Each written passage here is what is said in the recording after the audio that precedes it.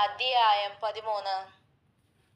ആ സമയത്ത് തന്നെ അവിടെ ഉണ്ടായിരുന്ന ചിലർ പീലാത്തോസ് ചില ഗലീലക്കാരുടെ ചോര അവരുടെ ആങ്ങളോട് കലർത്തിയ വർത്തമാനം അവനോട് അറിയിച്ചു. അതിനവൻ ഉത്തരം പറഞ്ഞത്, ആ ഗലീലക്കാരത് അനുഭവിക്കാൻ എല്ലാ ഗലീലക്കാരിലും പാപികളായിരുന്നു എന്ന് നിങ്ങൾക്ക് തോന്നുന്നു. അല്ലല്ല, മാനസാന്തരപ്പെടാഞ്ഞാൽ നിങ്ങൾ എല്ലാവരും അങ്ങനെ തന്നെ നശിച്ചു പോകുമെന്ന് ഞാൻ നിങ്ങളോട് പറയുന്നു. അല്ല, ശീലോഹാമിലെ ഗോപുരം വീണ് മരിച്ചുപോയ 18 പേർ യെരൂശലേമിൽ പാർക്കുന്ന സകല മനുഷ്യരിലും കുറ്റക്കാർ ആയിരുന്നു എന്ന് തോന്നുന്നു. അല്ലല്ല, മാനസാന്തരപ്പെടാഞ്ഞാൽ നിങ്ങൾ എല്ലാവരും അങ്ങനെ തന്നെ നശിച്ചു പോകുമെന്ന് ഞാൻ നിങ്ങളോട് പറയുന്നു. അവനെ ഉപമയും പറഞ്ഞു. ഒരുത്തിന് തന്നെ മുന്തിരിത്തോട്ടത്തിൽ നട്ടിരുന്ന ഒരു അത്തിവൃക്ഷമുണ്ടായിരുന്നു. അവൻ അതിൽ ഫലം തിരിഞ്ഞു വന്നു കണ്ടില്ല താനും. അവൻ തോട്ടക്കാരനോട്, ഞാനിപ്പോൾ 3 സംവത്സരമായി അത്തിയിൽ ഫലം തിരിഞ്ഞു വരുന്നു, കാണുന്നില്ല താനും. അതിനെ വെട്ടിക്കളക, അത് നിലത്തെ നിഷ്ഫലമാക്കുന്നത് എന്തിനെന്ന് പറഞ്ഞു. അതിന് അവൻ, കർത്താവേ, ഞാനിതിനു ചുറ്റും കിളച്ച് വളമിടുവോളം ഈ ആണ്ടും കൂടെ നിൽക്കട്ടെ, മേലാൽ കാച്ചെങ്കിലോ, ഇല്ലെങ്കിൽ വെട്ടിക്കളയാമെന്ന് ഉത്തരം പറഞ്ഞു. ഒരു ശബ്ബത്തിൽ അവനൊരു പള്ളിയിൽ ഉപദേശിച്ചുകൊണ്ടിരുന്നു.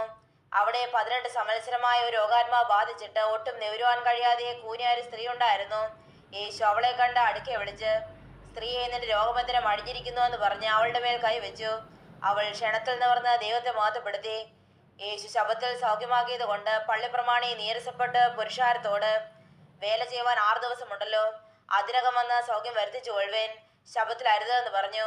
കർത്താവ് അവനോട്, കപടഭക്തിക്കാരെ, നിങ്ങളിൽ ഓരോരുത്തൻ ശബ്ബത്തിൽ തന്റെ കാളയെയോ കഴുതയെയോ തൊട്ടിൽ നിന്ന് അഴിച്ചു കൊണ്ടുപോയി വെള്ളം കുടിപ്പിക്കുന്നില്ലയോ? എന്നാൽ സാത്താൻ 18 സംവത്സരമായി ബന്ധിച്ചിരുന്ന എബ്രഹാമിന്റെ മകളായ ഇവളെ ശബ്ബത്ത് നാളിൽ ഈ ബന്ധനം അഴിച്ച് വിടേണ്ടതല്ലോ എന്ന് ഉത്തരം പറഞ്ഞു. അവനിത് പറഞ്ഞപ്പോൾ അവന്റെ വിരോധികളെല്ലാവരും നാണിച്ചു. അവനാൽ നടക്കുന്ന സകല മഹിമകളാലും പുരുഷാരമൊക്കെയും സന്തോഷിച്ചു. പിന്നെ അവൻ പറഞ്ഞത്, ദേവരാജ്യം ഏതിനോട് സദൃശ്യം, ഏതിനോട് അതിന് ഉപമിക്കേണ്ടു? ഒരു മനുഷ്യനെടുത്ത് തന്റെ തോട്ടത്തിലിട്ട കടുകുമണിയോട് അത് സദൃശ്യം. അത് വളർന്ന വൃക്ഷമായി ആകാശത്തിലെ പക്ഷികളും വന്ന് അതിന്റെ കൊമ്പുകളിൽ വസിച്ചു. പിന്നെയും അവൻ, ദേവരാജ്യത്തെ ഏതിനോട് ഉപമിക്കേണ്ടു? അത് പുളിച്ചമാവിനോട് തുല്യം. അതൊരു സ്ത്രീ എടുത്ത് 3 പറമാവിൽ ചേർത്ത് എല്ലാം പുളിച്ചു വരുവോളം അടക്കി വെച്ചു എന്ന് പറഞ്ഞു. അവൻ പട്ടണം തോറും ഗ്രാമം തോറും സഞ്ചരിച്ച് യെരൂശലേമിലേക്ക് യാത്ര ചെയ്തു. അപ്പോൾ ഒരുത്തൻ അവനോട്, കർത്താവെ, രക്ഷിക്കപ്പെടുന്നവർ ചുരുക്കമോ എന്ന് ചോദിച്ചതിന് അവനോട് പറഞ്ഞത്, ഇടുക്കുവാതിലൂടെ കടപ്പാൻ പോരാടുവേൻ. പലരും കടപ്പാൻ നോക്കും, കഴിയുകയില്ല താനും എന്ന് ഞാൻ നിങ്ങളോട് പറയുന്നു. വീട്ടുടൻ എഴുന്നേറ്റ് കതക് അടച്ച ശേഷം നിങ്ങൾ പുറത്തു നിന്ന്, കർത്താവെ, തുറന്നു തരയണമേ എന്ന് പറഞ്ഞുകൊണ്ട് കതകിന് മുട്ടി തുടങ്ങുമ്പോൾ, നിങ്ങൾ എവിടെ നിന്നെന്ന് ഞാൻ അറിയുന്നില്ല എന്ന് അവൻ ഉത്തരം പറയും. അന്നേരം നിങ്ങൾ, നിന്റെ മുൻപിൽ ഞങ്ങൾ തിന്നുകയും കുടിക്കുകയും ഞങ്ങളുടെ തെരുക്കളിൽ നീ പഠിപ്പിക്കുകയും ചെയ്തുവല്ലോ എന്ന് പറഞ്ഞു തുടങ്ങും. അവനോ, നിങ്ങൾ എവിടെ നിന്നെന്ന് ഞാൻ അറിയുന്നില്ല എന്ന് ഞാൻ നിങ്ങളോട് പറയുന്നു. അനീതി പ്രവർത്തിക്കുന്ന ഏവരുമായുള്ളവരെ എന്നെ വിട്ടു പോകുവിനെന്ന് പറയും.